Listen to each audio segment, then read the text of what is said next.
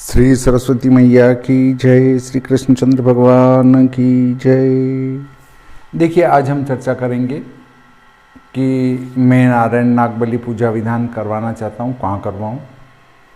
सबसे पहले बहुत सारे कहते हैं घर पे करवा लें, तो घर के अंदर पितृ कार्य नहीं होता है। सबसे पहले आप अपने पास किसी कुएं पे करा सकते हैं। कुएं से अच्छा तालाब है, तालाब से अच्छी नदी है, नदी से अच्छी धार्मिक नदी है, उससे ज़्यादा अच्छी क्षिप्रा जी हैं, नर्मदा जी हैं, उससे आगे चलें तो पुष्कर जी हैं, उससे और आगे चलें तो गंगा जी हैं जिनको शोरा शुकर क्षेत्र कहते हैं, उससे और आगे चलें तो गया जी है, उससे ऊपर चलें तो हरिद्वार है, उससे ऊपर चलें तो बद्री विशाल ब्रह्म कपाल है। जिनके पितृदोष बनता हो या परिवार में किसी ने विष खाकर मृत्यु को गले लगाया लिया हो, या किसी को सांप के काटने से मृत्यु हो गई हो, जहरीले प्राणी के काटने से मृत्यु हो गई हो, किसी भी प्रकार का जहर हो उससे मृत्यु हुई हो, तो वो नाग योनि में जाता है और उसके लिए नागबली पूजा विधान करवाया जाता है। और कोई कम आयु में, मतलब 60 के पहले जिसकी मृत्यु हो गई है या किसी घटना से मृत्यु हो गई है, तो वे प्रेत योनि में जाते हैं और उसके लिए नारायण बलि पूजा विधान करवाया जाता है। अब कब करवाएं? जैसे अगर बार बार सपने में सांप आ रहे हैं तो नागदोष बनता है उससे, जिसको दूसरी भाषा में जन्म पत्रिका में काल सर्प योग हो तो भी वो पितृदोष को इंगित करता है। इसी प्रकार से यदि स्वप्न में विभिन्न प्रकार के प्राणी आते हों तो कोई अधोगति वाला हो सकता है। हम प्रत्येक बार सोचते हैं कि इसके बाद हमारा काम लाइन में आने वाला है, नहीं आया, इसके बाद आने वाला है, फिर नहीं आया, इसके बाद आने वाला है, फिर नहीं आया। अर्थात एक के बाद एक समस्या का चलना ये पितृदोष को बताता है। अब वर्तमान समय में अगर किसी को बताओगे ये पितृदोष है, तो हमारा तो कोई किसी की मृत्यु नहीं हुई है। बोले मेरे पिताजी अभी है, उनके पिताजी 70 साल की आयु में मरे, उनके पिताजी 70 साल की आयु में मरे। भाई आपके परदादाजी के कितने भाई थे, अब उनके वंश को देखो, वो हमारे क्या लगते हैं। आजकल पढ़े लिखे मूर्खों को नहीं समझाया जा सकता है। जिस भारत में वसुधैव कुटुंबकम की बात की जाती थी, आज वो किसको बात कर रहे हैं? रामलाल के हुए श्यामलाल और श्यामलाल का हुआ प्रेमचंद।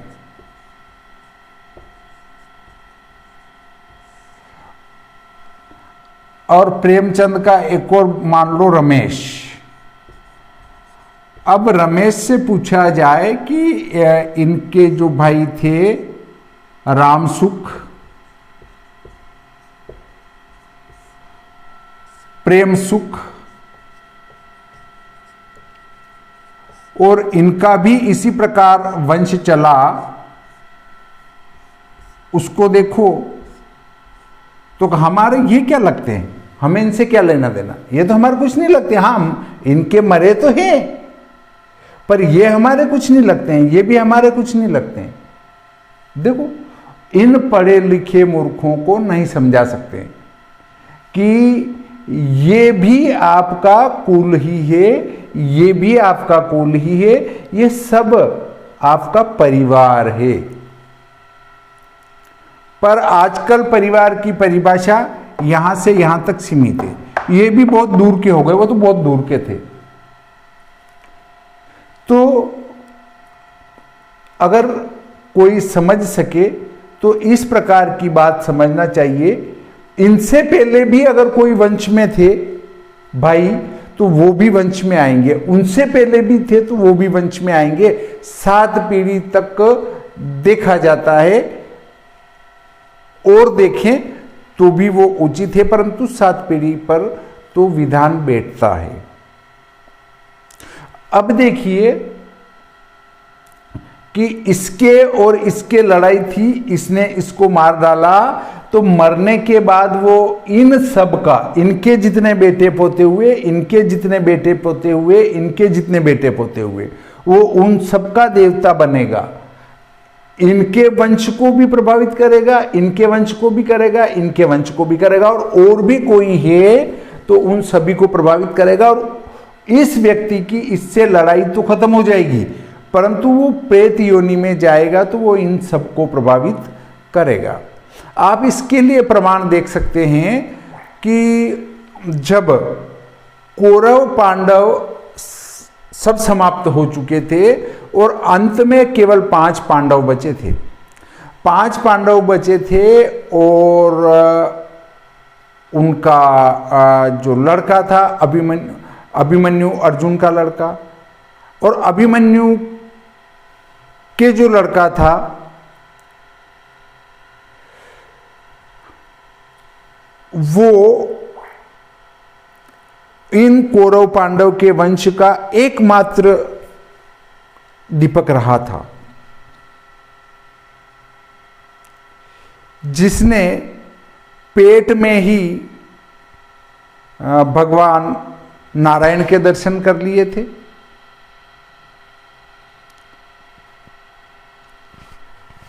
और उनके फिर वंश में आगे राजा जन्मेजय हुआ था। तो वो सारा पाप, वंश हत्या का जो पाप था, चाहे कौरवों को मारा गया था तो भी वो वंश हत्या का पाप जन्मेजय पर पड़ा। और जन्मेजय की क्या दुर्गति हुई थी वो आपको पता है।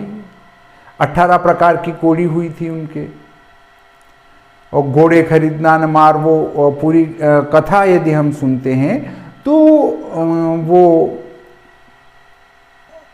उससे हम कह सकते हैं कि चाहे वो पांडव कितने दूर थे तो भी वहां जाकर उनको प्रभावित किया, वंश हत्या का पाप उनके ऊपर जाके पड़ा।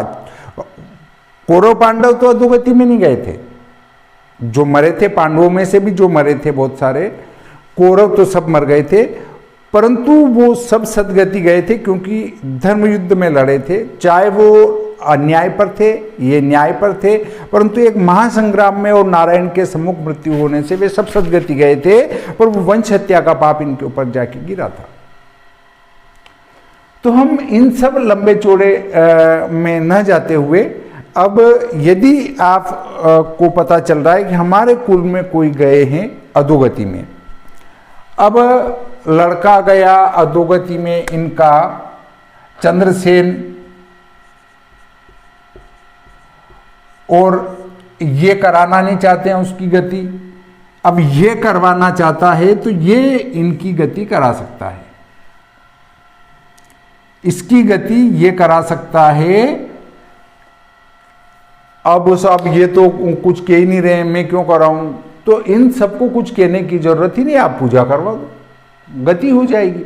इसकी गति होने से ये पूरा वंश सुख, ये पूरा वंश सुख, और ये पूरा वंश सुख, सुखी मतलब सुख मतलब सुखमय आनंदमय जीवन यापन करेंगे, और भी इनके भाई बंधु जो हैं वो सब सुखी हो जाएंगे। अब इसके संबंध में मैं एक जानकारी और दूंगा कि हम अभी मई के उत्तरार्ध में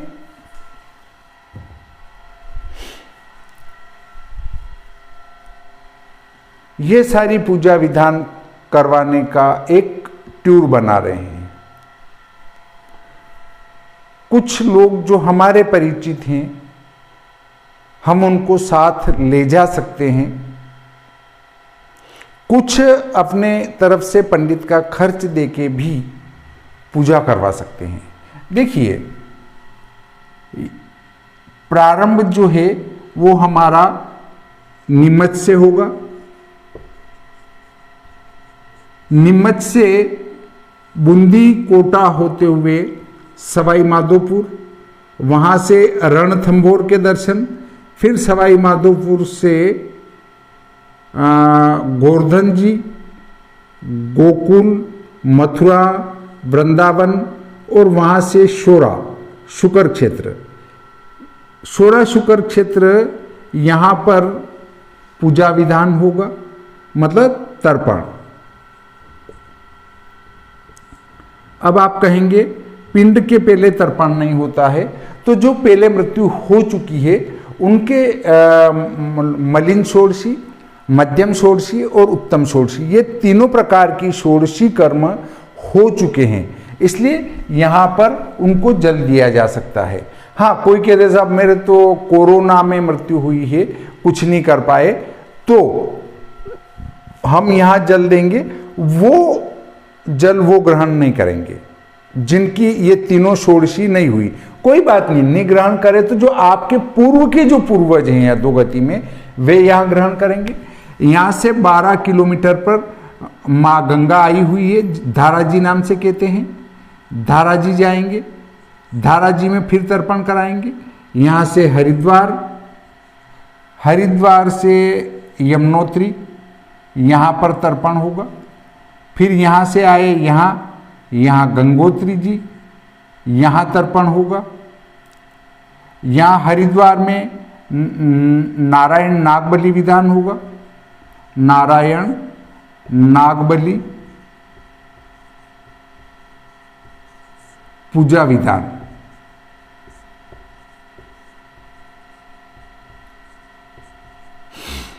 फिर गंगोत्री जी से आए ये उत्तरकाशी, यहाँ उत्तरकाशी से वापस ये गए यहाँ पर केदारनाथ। यहाँ त्रियुगी नारायण है, जहाँ शिव पार्वती के विवाह की अग्नि आज भी प्रज्वलित है। 4 कुंड है, एक में स्नान करना, फिर एक में स्नान कर दूसरे में स्नान करना, फिर तीसरे में आचमन लेना और चौथे में तर्पण करना अपने पितरों का, यहाँ तर्पण होगा। फिर यहाँ से केदारनाथ से ये आए और यहाँ से गए सीधे बद्री क्षेत्र। बद्री विशाल, यहाँ ब्रह्मा जी का 5वां सिर गिरा हुआ है। यहाँ ब्रह्म कपाल पर आपके पितरों के पिंडदान होंगे और वहाँ से वापस यहाँ आएंगे। यहाँ से वापस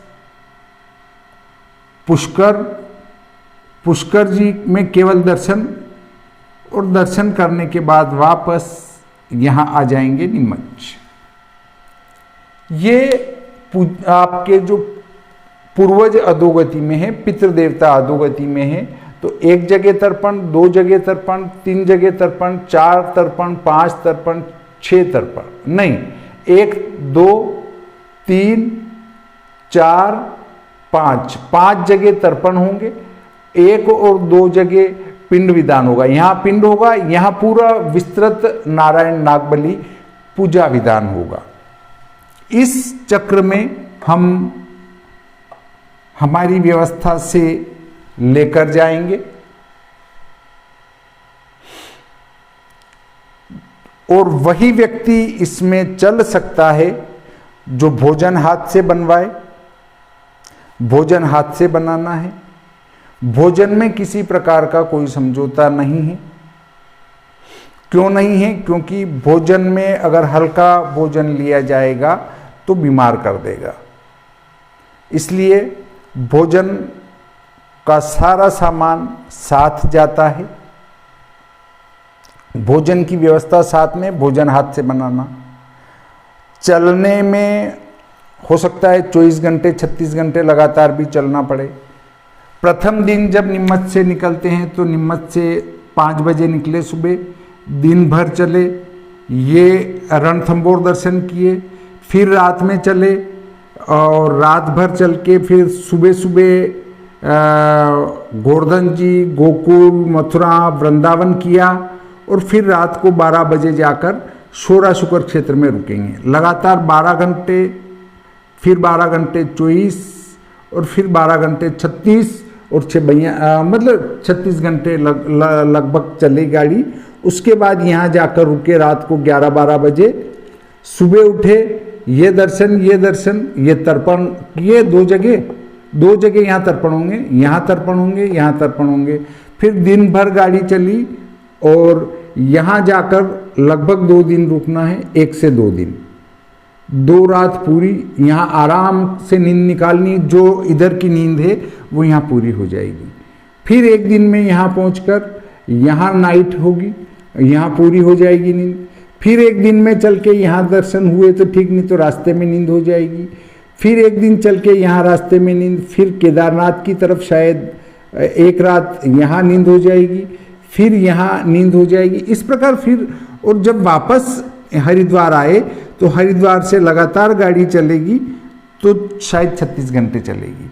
इस प्रकार जो सहन कर सके वही चलने पे विचार करे तो उपयुक्त रहेगा। क्योंकि अगर यात्रा क्या है, यात्रा सुखों का त्याग है। अगर आप के साथ मैं खाना नहीं छोड़ सकता, पीना नहीं छोड़ सकता, सोना नहीं छोड़ सकता, मुझे घर जैसी व्यवस्था चाहिए, तो घर जैसी व्यवस्था घर पर ही मिलती है। घर पर ही रहने में आनंद है। सब में तो बिल्कुल वीआईपी तरीके की यात्रा चाहता हूँ, तो आप स्वयं अपनी गाड़ी करें, अपने हिसाब से जाएं, अपने हिसाब से आए, आपको कोई तकलीफ नहीं होगी। न बैठने की होगी, न उठने की होगी, न सोने की होगी, न चलने की होगी। अगर आप एक ट्रक करके पीछे पलंग लगा लें और गादी तकिए लगा लें, कोई दिक्कत नहीं, आराम से सोए जाएं। परंतु जब संग जाता है तो संग में पास वाला टच भी होता है, उसका पैर भी टच होता है न, वो उसको नींद आई तो वो अपनी तरफ झुकता भी है, वो सब सहन करना होता है यात्रा में। तो इस प्रकार की यात्रा में जब आप चलेंगे तो तर्पण, नागबली पूजा विधान, तर्पण, फिर इधर पिंड वगैरह, फिर वापस, ये सब दर्शन भी होंगे, यात्रा भी होंगे। तो इनमें सुखों का त्याग करना पड़ेगा। अब अगली बात पर आते हैं कि आपकी गाड़ी के साथ हम भी गाड़ी लगा दें तो हम आपका बोझ उठा के क्यों चलेंगे? क्योंकि 2 गाड़ी से तीसरी गाड़ी में खुद भी नहीं लेता। 3 गाड़ी हुई या 4 गाड़ी हुई तो उनको मेंटेन करना महंगा पड़ता है। 2 गाड़ी आगे पहुंच गई, 1 गाड़ी रुक गई, वो 2 घंटे नहीं आई तो उसके पीछे बैठे रहो। सब भोजन आपके साथ कर लेंगे तो हम आपका भोजन उठा के क्यों घूमते फिरे? आप तो स्टैंडर्ड हो, जो अच्छी वीआईपी गाड़ी में बैठे हो, और हम आपका भोजन का वजन उठा के हम घूमते फिरें। हम आपको भोजन बनवा के तैयार रखें और आप भोजन करने बैठ जाओ, क्यों हमेशा नहीं करेंगे? बहुत सारे प्रश्न आते हैं मेरे पास कि साहब हम अपनी गाड़ी आपके साथ लगा दें तो आप क्यों लगा दोगे भाई, और हम आपको साथ में उठा के क्यों घूमते फिरेंगे? हम उन लोगों को ले जाते हैं जो आर्थिक दृष्टि से मीडियम हो। हाई फाई लोग हमारी यात्रा में नहीं चलते। क्यों नहीं चलते हैं? कि उनका खाना पीना बैठना उठना सब उच्च लेवल का होता है। यात्रा में भगवान को हम अपना ऐश्वर्य दिखाने जाते हैं। देखो, पीने के लिए बिस्लरी वाटर पीते आ रहे हैं हम, खाने के लिए होटल में ऑर्डर दिया, भोजन आ रहा है हमारे। अरे तुम अपनी सेवा करवाते हुए वहां जा रहे हो तो ऐसी यात्रा क्यों कर रहे हो यार? अपने हाथ से सेवा करो और फिर यात्रा करो तो उसका आनंद है। इसलिए मैं उन लोगों को ले जाता हूं जो सेवा कर सके, सेवा करवाने वालों को नहीं ले जाता। सेवा करो, आनंद आएगा। सेवा करोगे, मेवा मिलेगा। इसलिए अगर यात्रा करना है, यात्रा भी करो, सेवा भी करो। तो हम अपने हाथ से रोटी बनाने का ही रखते हैं, क्योंकि होटल पर बनी बनाई रोटी खाने से 2-3-4 दिनों में ही बीमार पड़ जाते हैं लोग।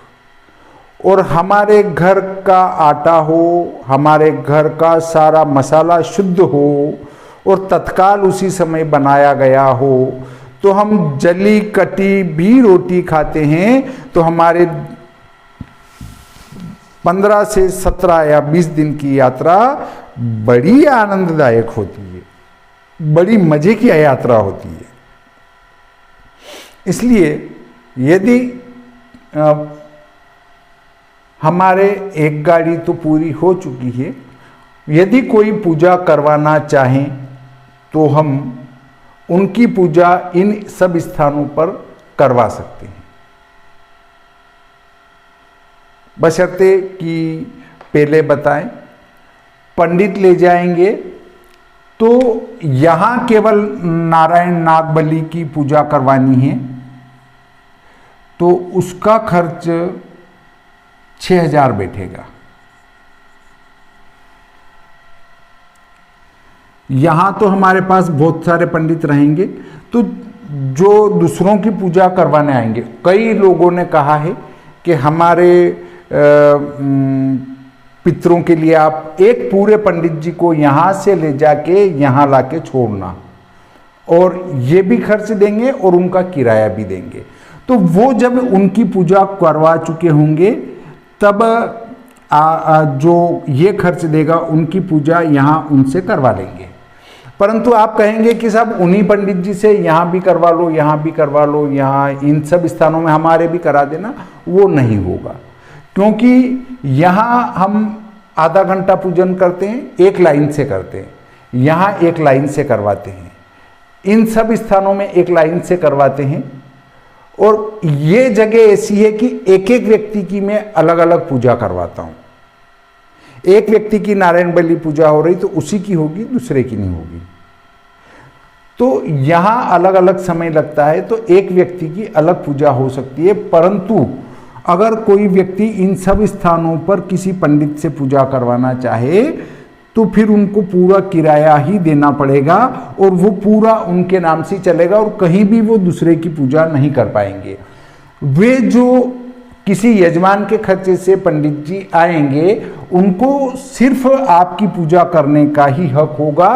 बीच में केवल हरिद्वार में हम ये पूजा विधान अवश्य उनसे करवा सकते हैं, बाकी कहीं भी उनसे दूसरा पूजा विधान नहीं करवाएंगे।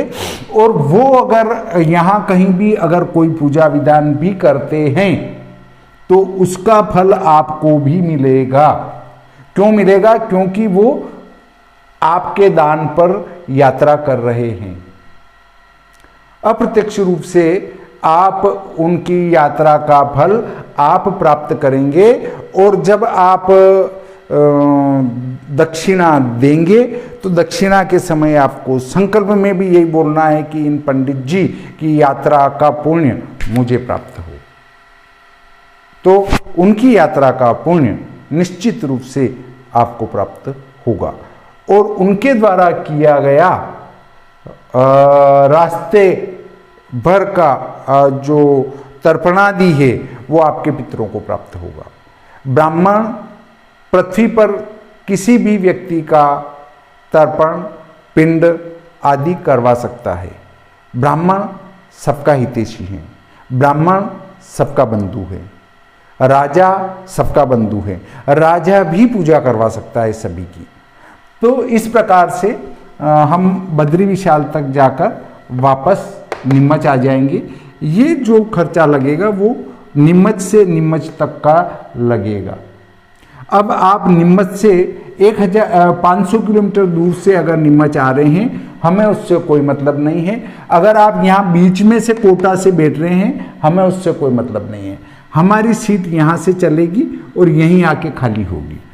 हम इस रूट से जाएंगे, इस रूट से आएंगे। और ये सारा विधान मैंने आपको बताया। अगर किसी का विचार हो तो पहले संपर्क कर सकते हैं। 20 मई के लगभग हमारी यात्रा का प्रस्थान होगा।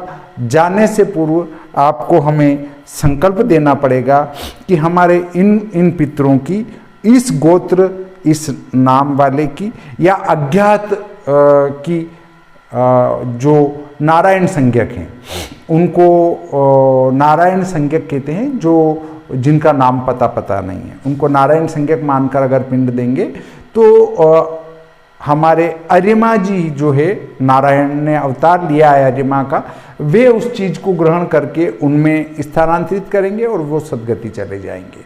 तो इस प्रकार का ये एक विधान हम बहुत समय से जानना चाह रहे थे। तो जाएंगे, 2 तूफान गाड़ी ले जाएंगे। 2 तूफान गाड़ी का अर्थ है चॉइस टिकट, 12 जने जाएंगे। तूफान गाड़ी इस प्रकार की होती है, इसमें आगे ड्राइवर होता है, 2 टिकट यहाँ होती है, 4 टिकट बीच में होती है और 3 टिकट इधर, 3 टिकट इधर। ये सवारी जाती है बस। एक गाड़ी में एक कम कर सकते हैं अपन, यहाँ 1 टिकट बैठेगी, 4 यहाँ और 6 यहाँ, 10 और 1, ये 11 टिकट जाती है। और एक गाड़ी तो हमारी अपने परिवार की ही बुक है, बाकी एक गाड़ी और खाली है।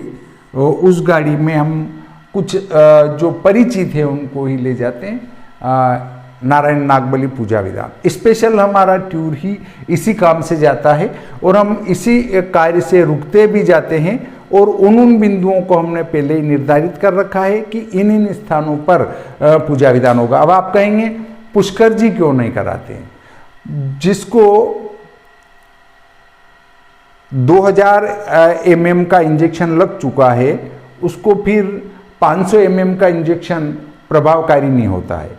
इसलिए जो यहाँ पिंड कराया, तर्पण कराया, फिर उसका तर्पण यहाँ करने में कोई फायदा नहीं है। इसलिए यहाँ फिर पूजा विधान नहीं करवाते हैं। यहाँ क्यों करवाते हैं फिर? तो यहाँ तो हम ऊपर चल रहे हैं इसलिए करते जाते हैं, तो वो एक से एक बलि होता जाता है। और चूंकि जैसे जैसे उनको तर्पण का जल मिलता जाता है, नारायण नागबली पूजा विधान हुई और वो प्रसन्न होते जाते हैं। जैसे जैसे उनको अच्छा अच्छा जल मिलता जाएगा वैसे वैसे वो खुश होते जाएंगे, प्रसन्न होते जाएंगे और अंत में जब यहाँ ये क्रिया होगी तो वे सदगति चले जाएंगे। अब देखिए, यमुनोत्री जी यमराज जी की बहन है और जहाँ बहन निवेदन करेगी कि भाई इनके पितरों को यहाँ जल दिया गया है, इनको मोक्ष दो यमराज जी, तो वो बहन की बात नहीं टालेंगे। इसलिए यमुनोत्री जी में भी तर्पण कराते हैं। गंगोत्री जी में गंगा मैया क्या प्राकट्य है आपको समझाने की जरूरत नहीं है, वो तो हमें तारने के लिए ही पधारी है। जहाँ भगवान नारायण के विवाह का यज्ञ आज भी प्रज्वलित है, शिव पार्वती के विवाह का, शिव पार्वती के विवाह का यज्ञ आज भी प्रज्वलित है। और जहाँ नारायण बैठे हुए हैं और उनके पैर से जल निकल रहा है, तो वो पैर से निकला हुआ जल चमत्कारिक है, तो आप कह सकते हैं कि वो सदगति देगा ही देगा। उसके बाद ब्रह्मा जी का 5वां सिर जहाँ पड़ा हो उस पर पिंड लग जाए, उससे बढ़िया बात कुछ नहीं हो सकती है। तो इस प्रकार ये पूरा विधान मैंने आपको बताया। सिर्फ जो यहाँ कराना चाहते हैं पूजा, उसका ये खर्चा है, और पूरा कराना चाहते हैं तो उसको एक पंडित का इसके साथ किराया भी देना पड़ेगा और ब्रह्म कपाल का खर्चा अलग लगेगा। ये मैंने आपको विस्तार से जानकारी दी। अगर आप स्वयं भी जाकर कराना चाहें तो करवा सकते हैं। इसके लिए मुझसे न पूछे फ़ोन करके कि साहब हम कैसे करवाएंगे, हम अपने जाना चाहते हैं। आप अपने हिसाब से जाइए, अपने हिसाब से काम कराइए, मैं जाऊंगा, मैं मेरे हिसाब से कराऊंगा। हाँ, ये पूजा विधान अगर आप वहाँ सीधे जाके कराएंगे तो सरल सस्ती पड़ेगी, मेरे इसमें महंगी पड़ेगी। मैं 6,000 लेता हूँ, वहाँ 3-4 हज़ार में हो जाती है। और इन पूजा का खर्चा मैं अलग से कुछ नहीं लेता हूँ। ये जो रास्ते में तर्पण वगैरह करवाऊंगा इनका कोई खर्चा नहीं है। ब्रह्म कपाल पर जितने भी मेरे साथ आएंगे उनके सामान का खर्चा पूरा मेरा रहेगा और पूजा का खर्चा सामने वाले का रहता है। कोई पूजा विधान कराने नहीं भी आया और खुशी से भी मेरे साथ यात्रा आ गए तो भी पिंडदान का खर्चा मेरा रहता है।